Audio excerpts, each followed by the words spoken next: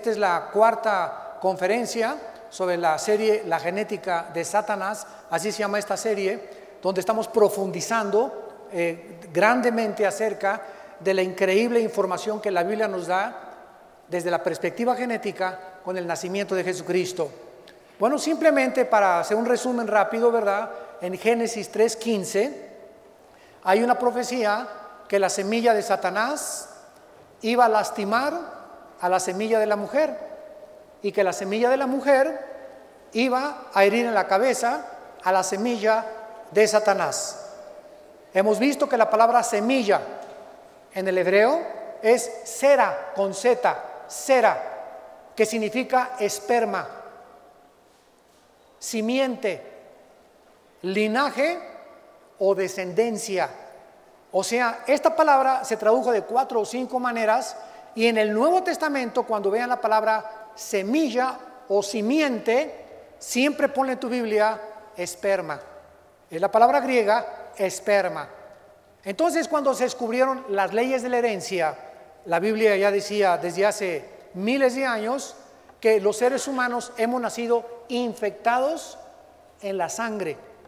Nuestra sangre es sangre infectada por el pecado. Y de esta manera, si Cristo iba a nacer e iba a venir al mundo a salvarnos y a pagar por nosotros en la cruz, Cristo no podía nacer con sangre infectada. ¿Cómo solucionó esto Dios? Escogiendo a una virgen llamada Miriam, que se tradujo María, y José no tuvo nada que ver con el nacimiento del Hijo de Dios.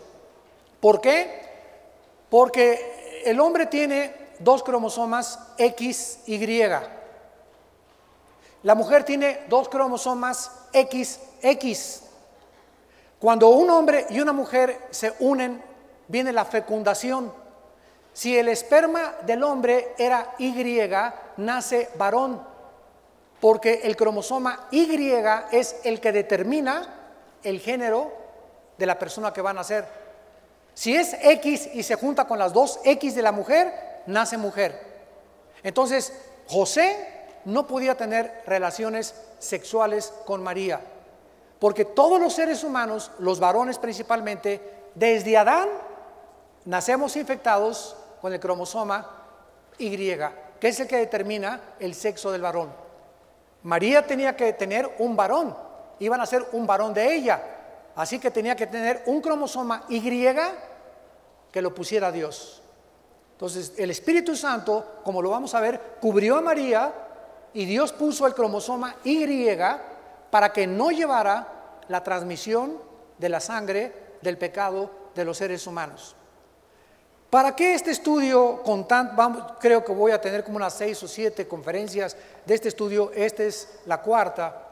¿Por qué este estudio? Porque ahora en mis viajes que he hecho en Sudamérica, en Centroamérica, en Estados Unidos, en Canadá, hay una nueva corriente teológica que siempre se combate, ¿verdad? Desde los púlpitos, se llama la apologética, defender la verdad, defender la fe, que dice que María fue una incubadora. O sea que la matriz de María simplemente funcionó como incubadora. Que Dios milagrosamente creó a Jesucristo como una incubadora. Y aunque parezca sutil esta enseñanza, es una herejía. Porque si solamente la matriz de María funcionó como una incubadora, Cristo entonces no traía la genética humana. Y el Hijo de Dios tenía que nacer genéticamente e identificarse con la raza humana, porque desde Abraham se le prometió que de la semilla de Abraham vendría el Mesías. Y dicen Gálatas, como ya lo hemos visto anteriormente, no habla de muchas semillas, sino de una semilla que es Jesucristo. Así que Cristo ya existía eternamente antes de nacer en María. Dios pone el cromosoma Y para que venga la fecundación y nazca el Hijo de Dios, pero Cristo ya es desde la eternidad. Dicen Miqueas, ¿verdad? 5:2, que sus salidas son desde la eternidad. Muy bien, vamos pues a continuar con esta serie, y estoy seguro que están ustedes ya comenzaron a interesarse. Es maravillosa la Biblia. En primer lugar, la Biblia nos ofrece dos genealogías de Jesucristo. Una en Mateo y otra en el Evangelio de Lucas. Muy bien. ¿Qué es una genealogía? Gene, de ahí vienen los genes. Logos, conocimiento. ¿Qué es una genealogía? Es trazar o describir la ascendencia de alguien desde sus ancestros hasta el nacimiento de esta persona.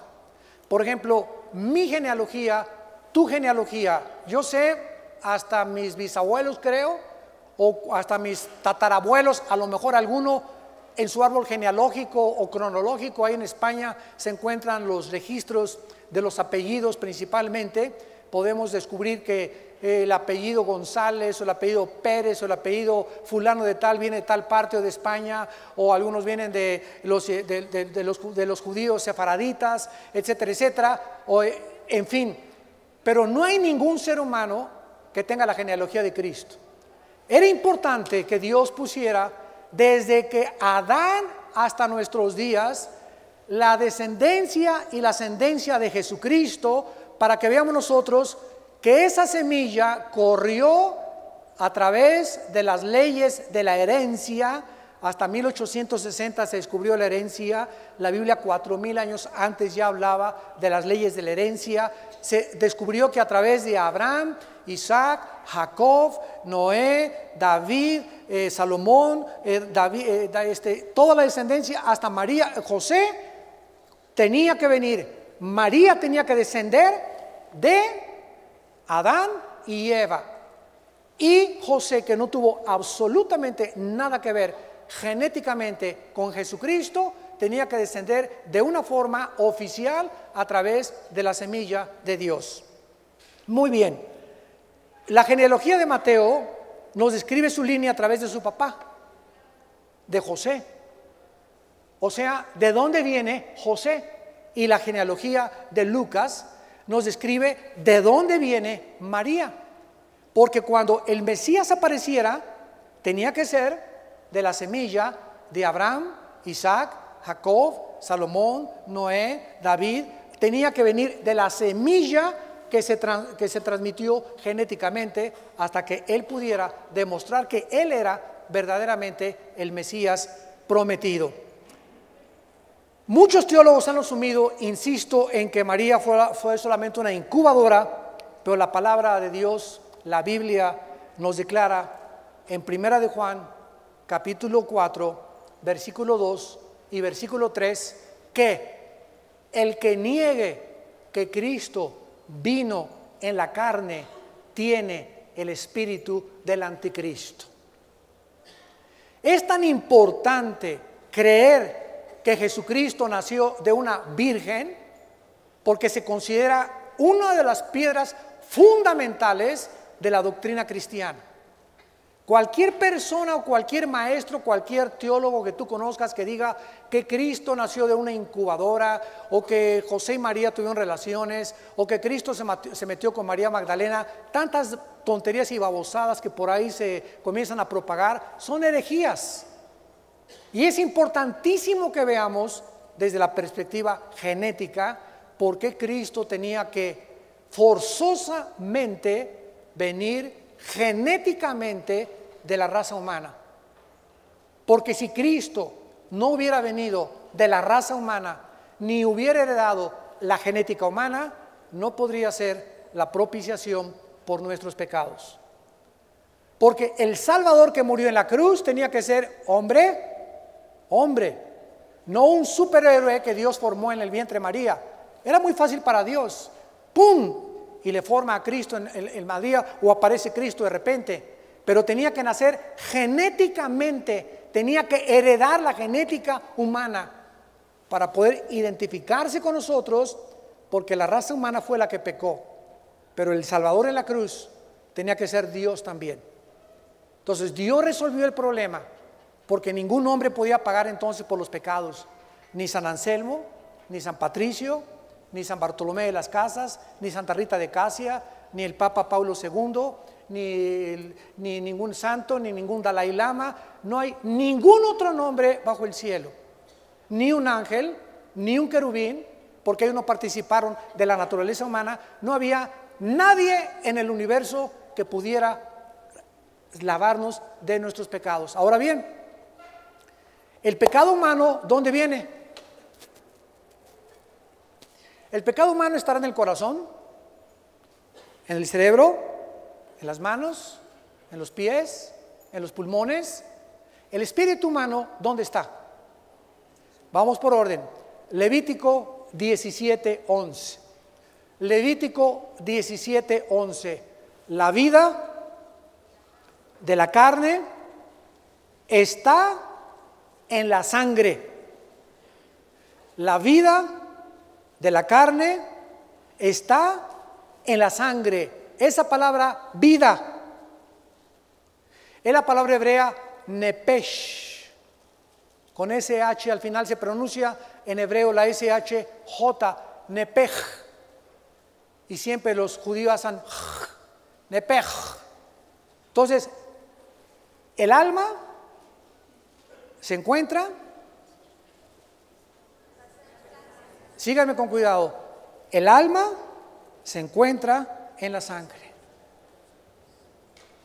El alma, que es lo que le da la vida al cuerpo, se encuentra en la sangre. Hebreos 9:22, y sin derramamiento de sangre no hay perdón de pecados.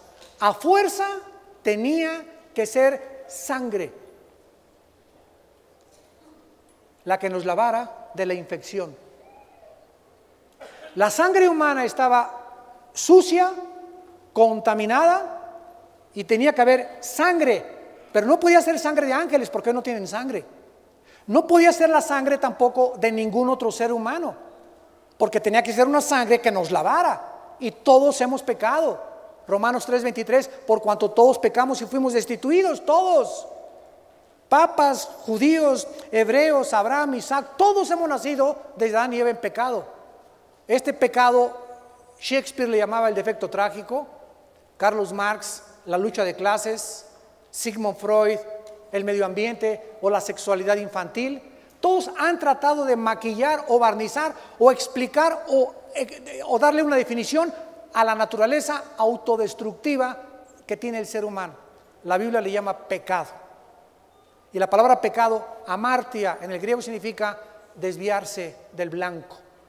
Todos como ovejas, cada quien nació y se fue por su camino. Como ovejas sin pastor nacimos. Y como nacimos sin una brújula, el pecado nos ha hecho buscar, ¿cuáles? Los budistas, maometanos, Mahatma Gandhi, Freud, Jean-Paul Sartre, Einstein, y estamos Aristóteles buscando entre los hombres qué camino seguir. Y así todos ustedes y todos nosotros, antes de ser cristianos, yo busqué con Buda, yo busqué en los Himalayas con los monjes budistas, busqué con Freud, busqué con Sartre cuando era ateo, cuando era joven, busqué en la dialéctica materialista, el Che Guevara era mi héroe, Carlos Marx, los filósofos griegos que podía encontrar, Buda que me podía aportar, y no encontré en ninguno de los hombres, por más brillante y por más erudito y por más títulos académicos que un hombre pueda tener, ninguno de los hombres era Dios. Dios tuvo que bajar del cielo a la tierra y nacer, meterse dentro de una mujer, para que cuando naciera de una mujer, para que se identificara con nosotros. Y Dios entrando al escenario mundial a través de la raza humana, a través de una mujer virgen, poder ese hombre llamado Jesús de Nazaret enseñarnos cuál es el origen de donde provenimos, quiénes somos, a dónde nos dirigimos y qué es el problema del ser humano. El problema del ser humano no es la pobreza, no es la falta de educación, no es la falta de filosofías, no es la falta de cultura. Podemos educar a todo el mundo y vamos a tener a 6 billones de diablos educados.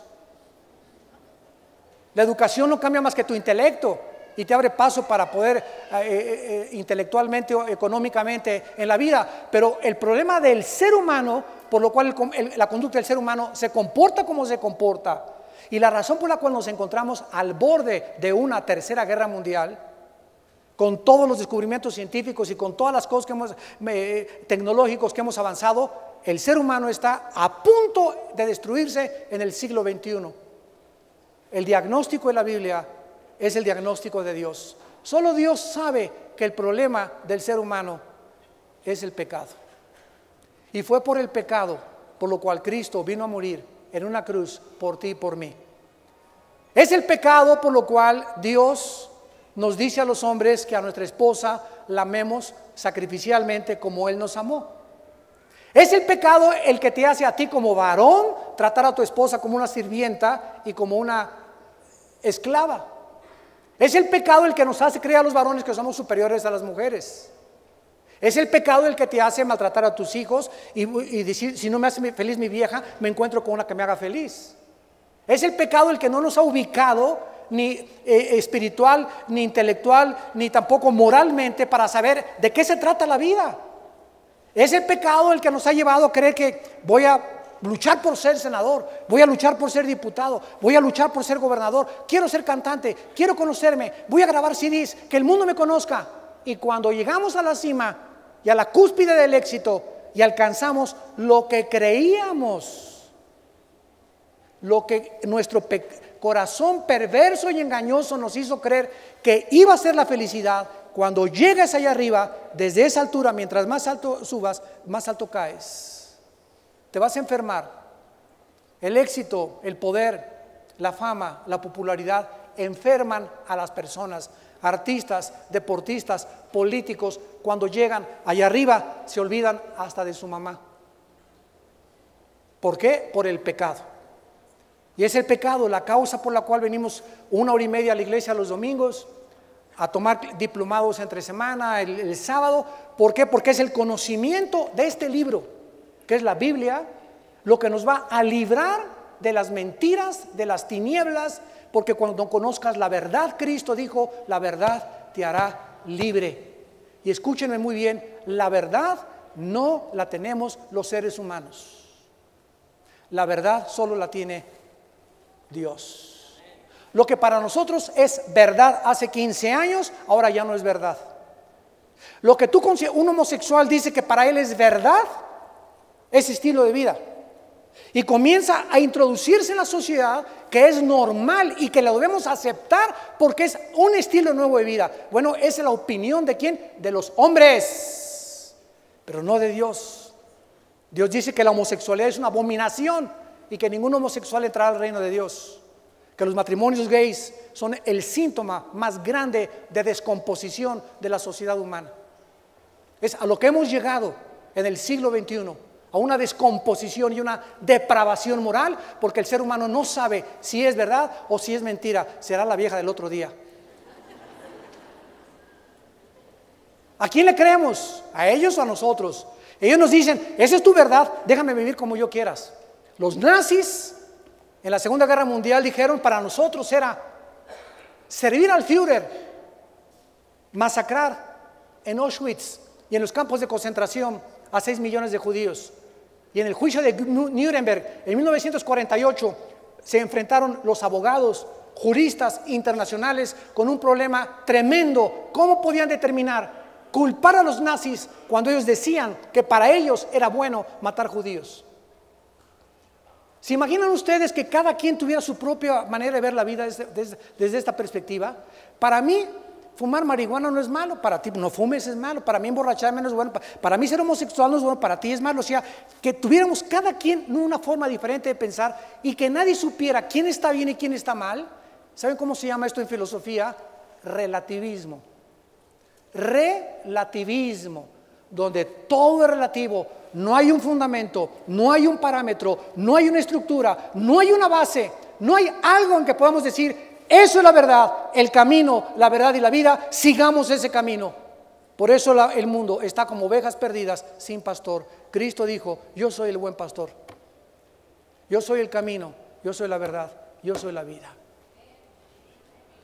Yo hace 35 años, cuando me encontré con Cristo, cuando mi hermano Alejandro me compartió de la Biblia, y yo era ateo y perseguía a los cristianos, Una vez hasta quise incendiar una casa donde se reunían los cristianos.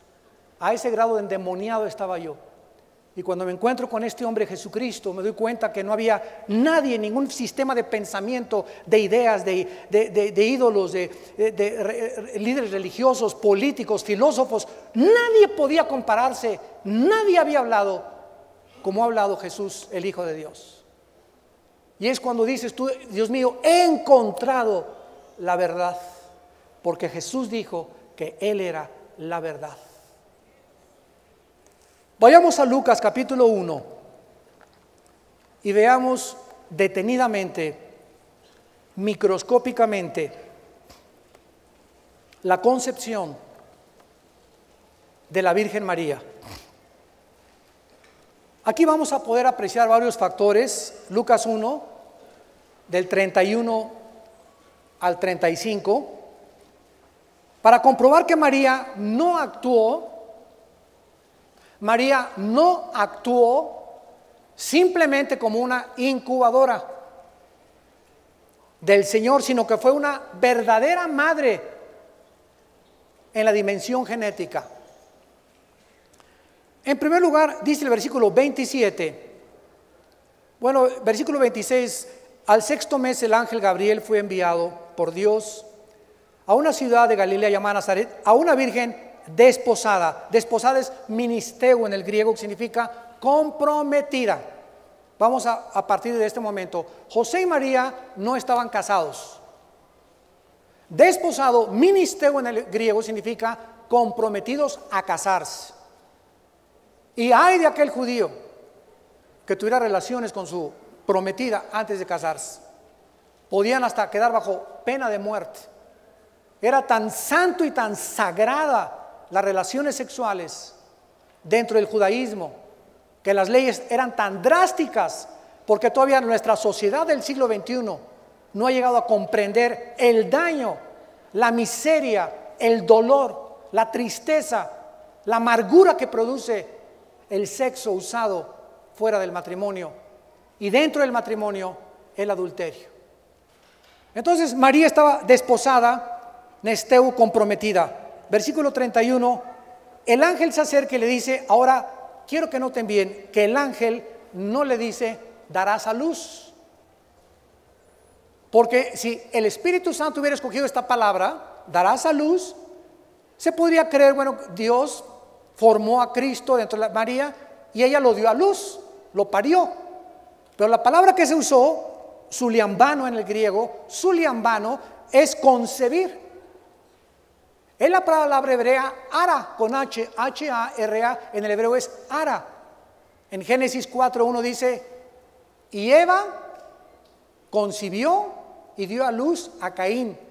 Concebir es la obra, etimológicamente hablando de la palabra, donde un hombre y una mujer se unen, las 23 cromosomas del hombre se unen con las 23 cromosomas de la mujer, y cuando se junta el esperma del hombre con las 23 cromosomas, de la mujer, se forma un cigote. En ese momento, clínica y médicamente se llama la fecundación o la fertilización, que es un cigote y después se convierte en feto. La ciencia médica, santos de Dios, los médicos están luchando todavía.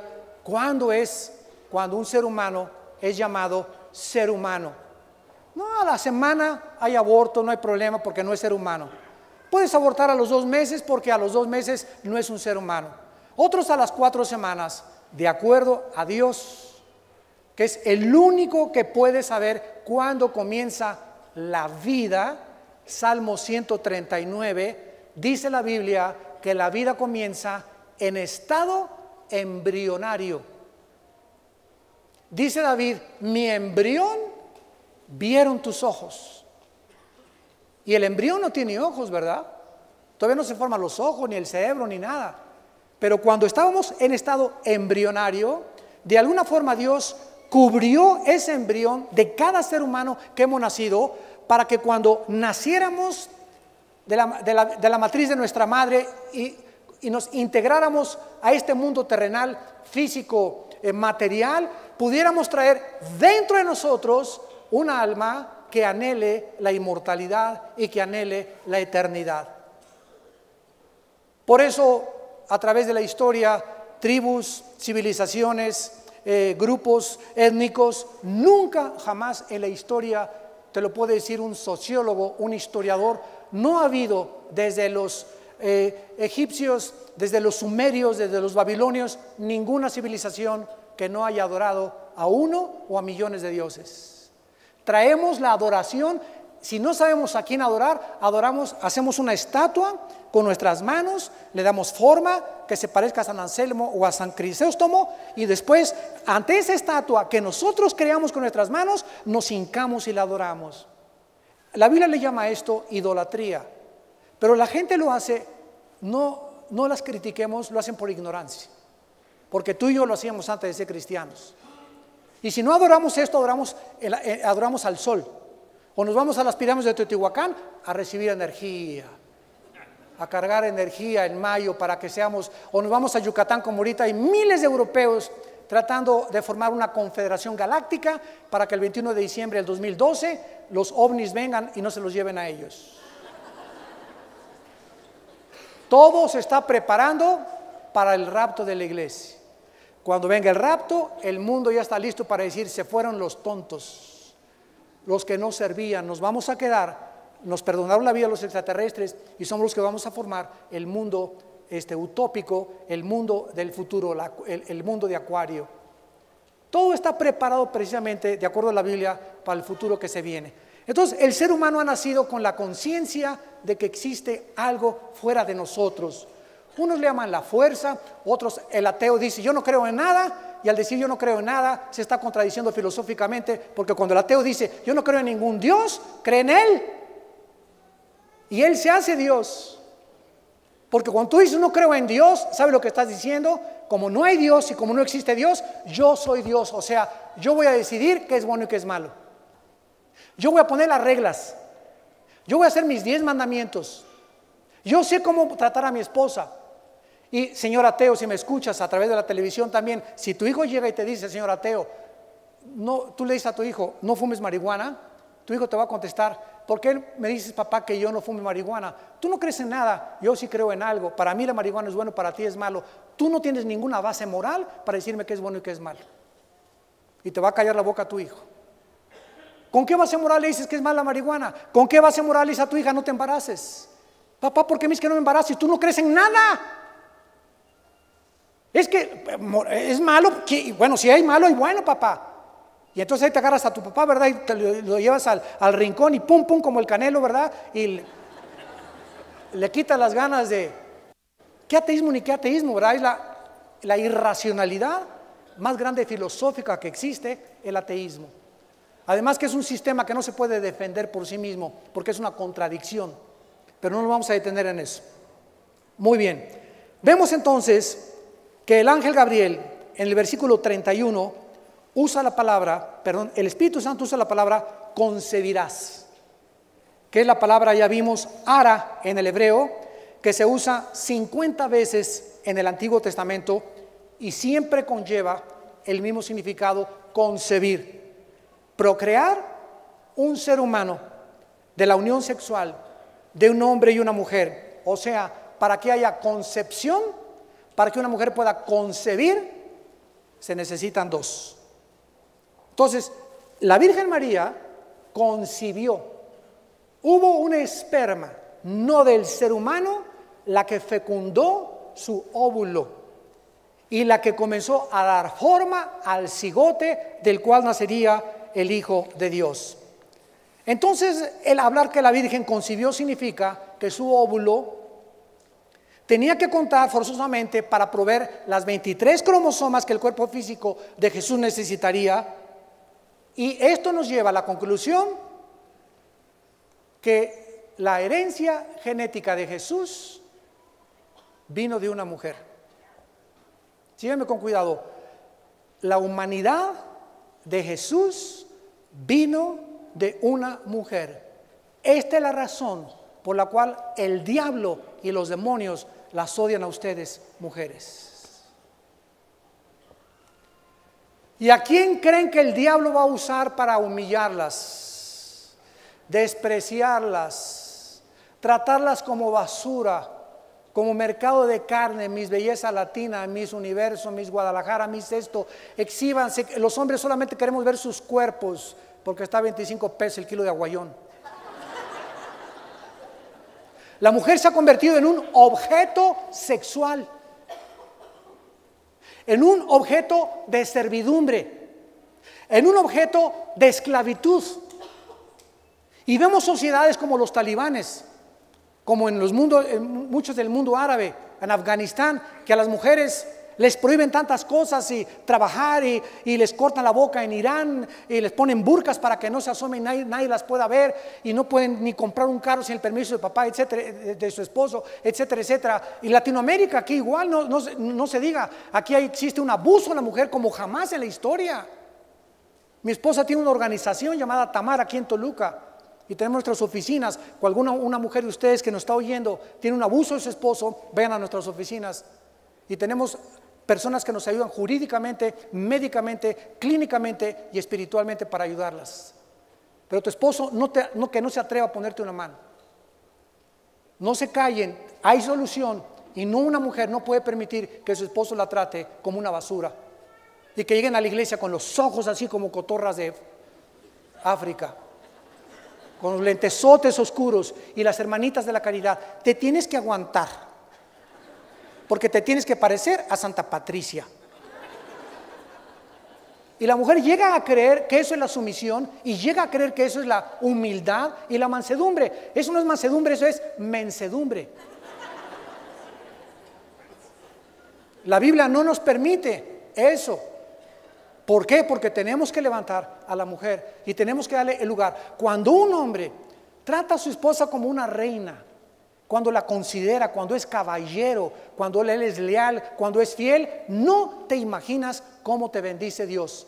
Pero cuando un hombre anda de coqueto hermoso, de Juan Camaney, de creyendo que puede coquetear con las muchachas jóvenes y estando casado y con hijos, ¿verdad? Y no te extrañe por qué te va como te va en tu trabajo. No te extrañen las enfermedades que te vienen. No te extrañe que pierdas dirección. No te extrañe que andes de iglesia en iglesia en iglesia, sin rumbo, sin brújula. Perdiste la dirección del Espíritu Santo. ¿Por qué? Puedes atribuir ese problema a la forma como tratas a tu esposa. Es más, está comprobado que el 65% de la impotencia sexual del varón proviene de una maldición espiritual por haber tratado mal a su mamá o a su esposa. La impotencia sexual del 65% de muchos varones son maldiciones espirituales. Y eso si vas con el ginecólogo y vas con el doctor para que te diga verdad y te dé Viagra y te dé aquello, etcétera, etcétera, porque no funcionas, y puede ese problema deberse a la forma como tú has tratado a tu mamá o a tu esposa. Abusar de la mujer es la maldición más grande que a un varón le pueda caer. Pero no lo entendemos los varones hasta que venimos a la Biblia. Y por eso es tan importante que te discipules, que tomes diplomados, que conozcas a Dios, porque la Biblia nos enseña, es una información que viene del cielo, que no la tenemos aquí, no me la da la doctora Corazón, ni el psiquiatra, ni el psicólogo, ni mi comadre, ni mi compadre. Esta información viene de Dios. Dios formó el matrimonio, Dios instituyó el matrimonio, Dios es el único que nos puede decir qué es el matrimonio, qué responsabilidades tenemos, cómo tratar a la esposa, cómo educar a los hijos.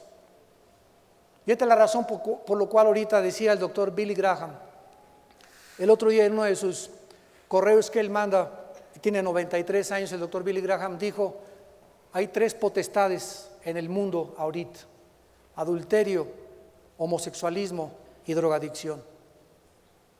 Hay 3 poderes satánicos operando en la humanidad con más fuerza que nunca. Homosexualismo, jamás en la historia se habían levantado tantos homosexuales como en los últimos 20 años. Adulterio, jamás en la historia, siempre ha habido adulterios, pero nunca como ahora. Y drogadicción. Nunca había habido tanta drogadicción, tanto homosexualismo y tanto adulterio. Son 3 misiles lanzados contra la sociedad, contra la familia, para destruir la familia, para destruir los fundamentos de Dios. Y dice el Salmo 11, si los fundamentos fueran quitados, ¿qué sería del justo? Así pues, la herencia genética de Cristo viene de una mujer. Por eso tanto odio del diablo a las mujeres. Ahora lo entienden. Jesús pues estuvo conectado genéticamente con su madre María, como con sus ancestros David, Judá, Jacob, Isaac, Abraham, Sem, Noé, Adán. Genéticamente Cristo tenía que heredar la humanidad desde el tiempo de Adán. La encarnación de Jesús nada más fue, en pocas palabras, la combinación genética del cielo con la tierra. El Espíritu Santo con lo terrenal, con María. Dios hace contacto con lo terrenal con una mujer y a través de la unión del cielo y de la tierra nace el Hijo de Dios. ¿Quiénes fueron las mejores discípulas de Cristo? Mujeres. ¿Quiénes fueron los discípulos más valientes de Cristo? Mujeres. ¿Lo arrestaron? Píntense, los apóstoles. Se echaron a correr todos. Pedro le comenzó a negar de lejos, Pedro, y le niega 3 veces, Pedro. Y las únicas que van y lo acompañan hasta la cruz sin miedo a que les dijeran que eran seguidoras, eran las mujeres. ¿Quiénes fueron las primeras en ver a Cristo resucitar? Las mujeres. O sea que cuando venimos a la Biblia, Dios voltea la tortilla. Y Dios nos muestra que los hombres estamos muy equivocados y que el concepto que Dios tiene de la mujer es demasiado elevado, por lo cual nos dice 1 Pedro 3:7, por lo cual nos dice 1 Pedro 3:7 a los varones, si un varón tiene una relación equivocada con su esposa, no te atrevas a orar. Tus oraciones van a rebotar. No me pidas que te sanen, no me pidas que te vaya bien, no me pidas qué iglesia quieres ir, no me pidas nada. Arregla tu relación con tu esposa, trátala sacrificialmente, ámala, considérala, sea un caballero con ella. Cuando llegues a un restaurante, quítale la silla para que se siente. Cuando el coche, abre la puerta para que se suba, dale flores de vez en cuando. Ay, hermano, esas cosas son babosas, son tonterías para ti, pero no para ellas. ¿Sabes por qué? Porque no somos mujeres nosotros. Cabeza de chorlito. No somos mujeres, pero como no nos gusta meternos en su personalidad y en entender qué es una mujer, cuál es la naturaleza de la mujer, queremos que sean como nosotros. Vieja chillona, ya está otra vez chillando. Pues sí, porque es mujer. 7 días al mes las mujeres, su metabolismo cambia totalmente hormonalmente hablando. 7 días al mes. En esos 7 días pasa la mosca y chillan. En esos 7 días no te atrevas a ponerle una mano a tu esposa, sexualmente hablando.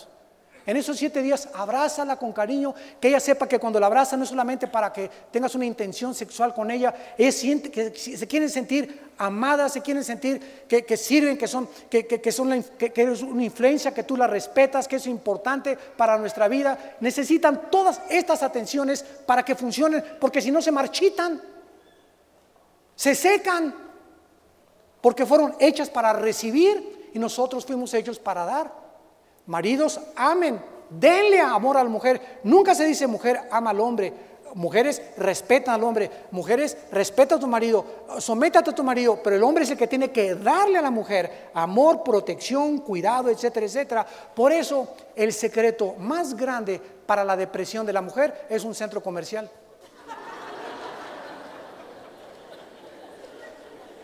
Y no es broma, ¿eh? Miren, yo lo descubrí hace muchos años y por eso soy un poco más feliz. Pero de veras, cuando tengo un problema así con Marta, así que porque no hay un matrimonio que no tenga problemas, aunque no los tenemos, ¿verdad? En la capacidad ya de hace 10 o 15 años, se supone que acaba de ser menos. Pero cuando tenemos así una cosa y hay una cosa así de desacuerdo y se deprime ella, etcétera, etcétera, lo único que le tengo que decir: Vamos gorda a un mall. ¿Qué dijiste? Me acompaña y le digo, te llevo, yo me quedo leyendo la Biblia en un café o lo que sea, y por favor no le digas a tu esposa en 1 hora. Te doy 2, 3 horas o vamos a darnos la vuelta, pero cuando llegue con un regalito, con regalitos, llegan cantando Jingle Bells, Jingle Bells. Se les quitó la depresión. Porque una mujer puede tener 30 vestidos en su closet y le falta el 31º. Puede tener 15 botas y zapatos y le falta la 16ª bota. Nunca una mujer se estará satisfecha. Fueron criadas para... Y las mujeres gritan, amén.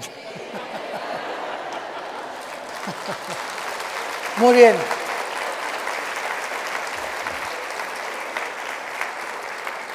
Ahora, vamos finalmente a introducirnos rápidamente en lo que se conoce como el ADN, que repito, en 1953 el doctor Crick comenzó a descifrar y después el siglo XXI terminó con un proyecto que se llamó el proyecto del genoma humano.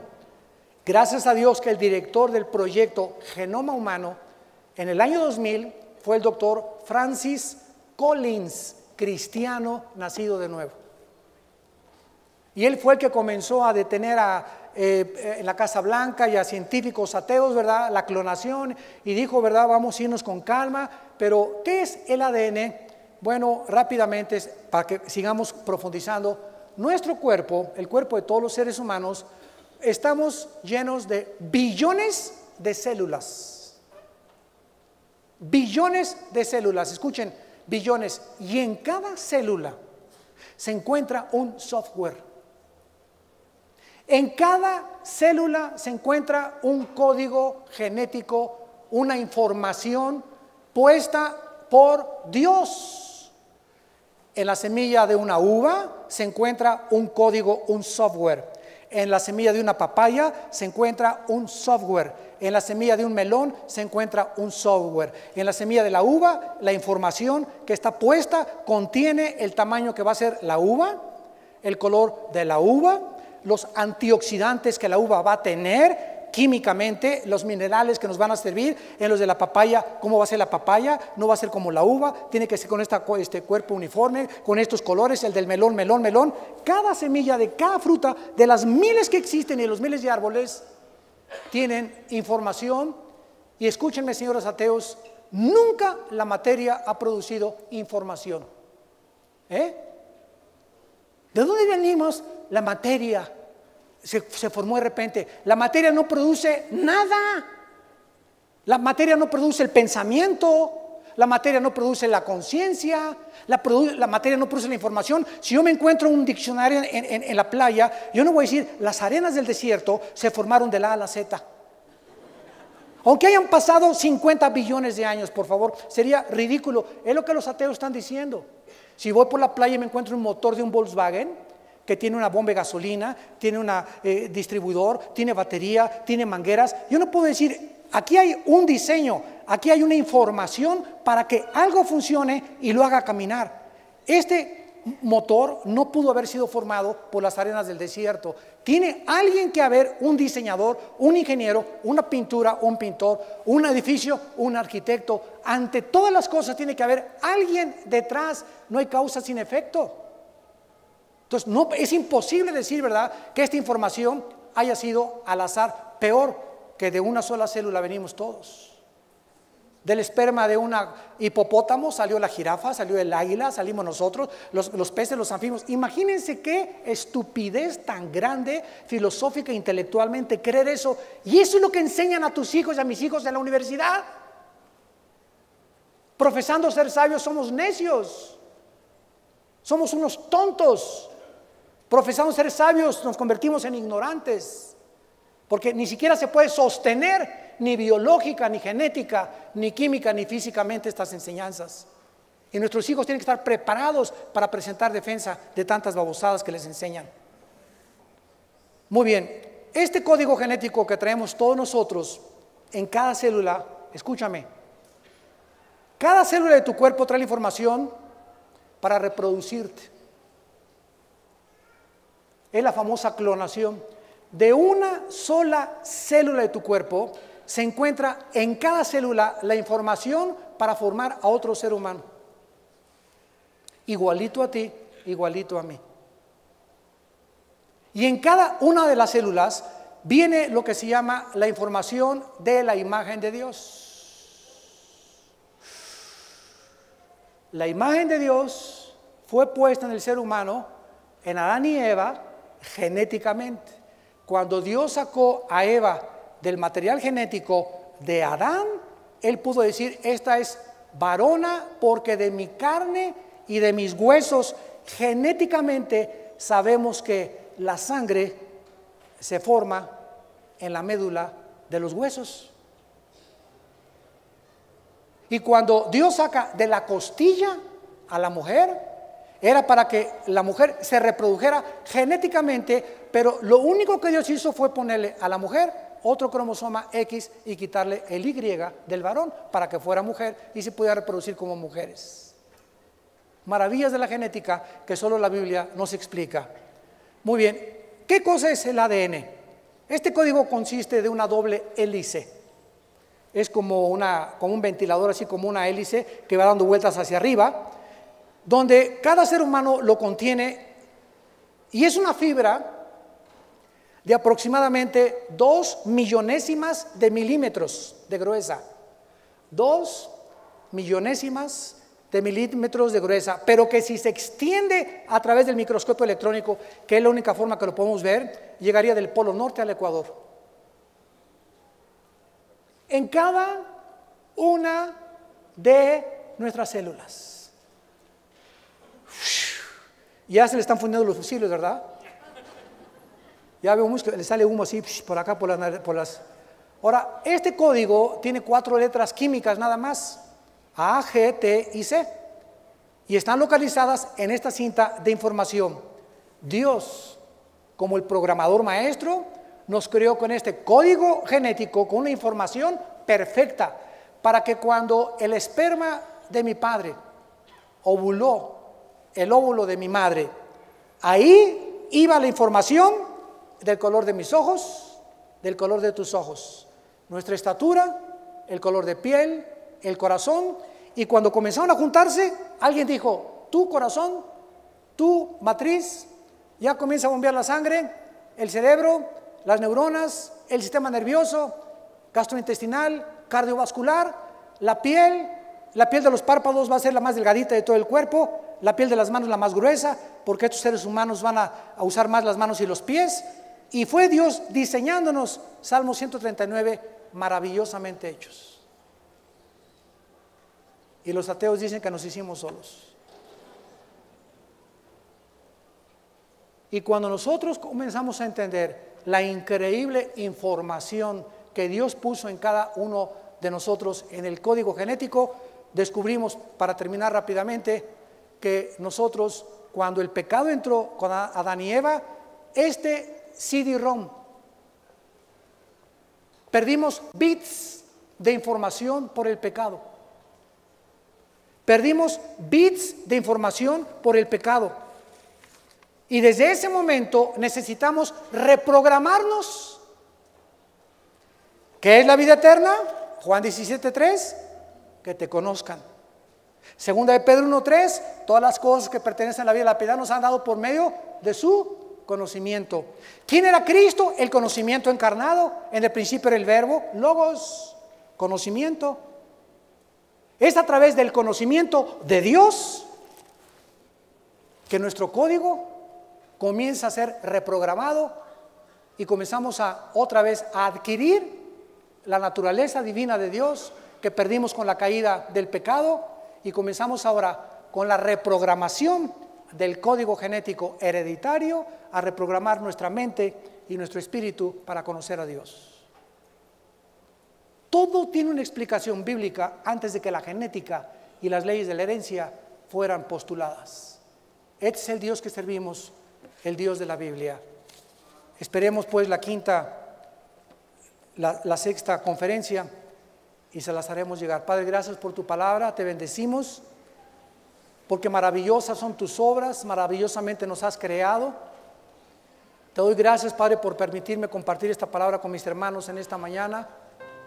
Te pido que nos guardes de todo mal. Yo los bendigo en tu nombre, Señor, a esta iglesia, que continúen creciendo en la gracia, el conocimiento de la sabiduría de Dios, que podamos dar fruto en toda buena obra y nunca avergonzarnos de que hemos sido llamados a dar fruto, a producir un fruto nuevo y no ese fruto podrido que producíamos antes de conocerte. Bendice las familias, Padre, de esta iglesia, y a los hombres danos la conciencia de que nuestra esposa es la oveja más importante que tú has puesto a nuestro cuidado. Bendecimos a nuestra esposa, bendecimos a nuestros hijos, bendecimos a nuestro matrimonio, bendecimos a nuestra familia. Guárdanos, Señor, en esta sociedad corrupta y depravada que cada vez crece más y más la contaminación. Guárdanos de todo mal. En tu nombre santo. Amén.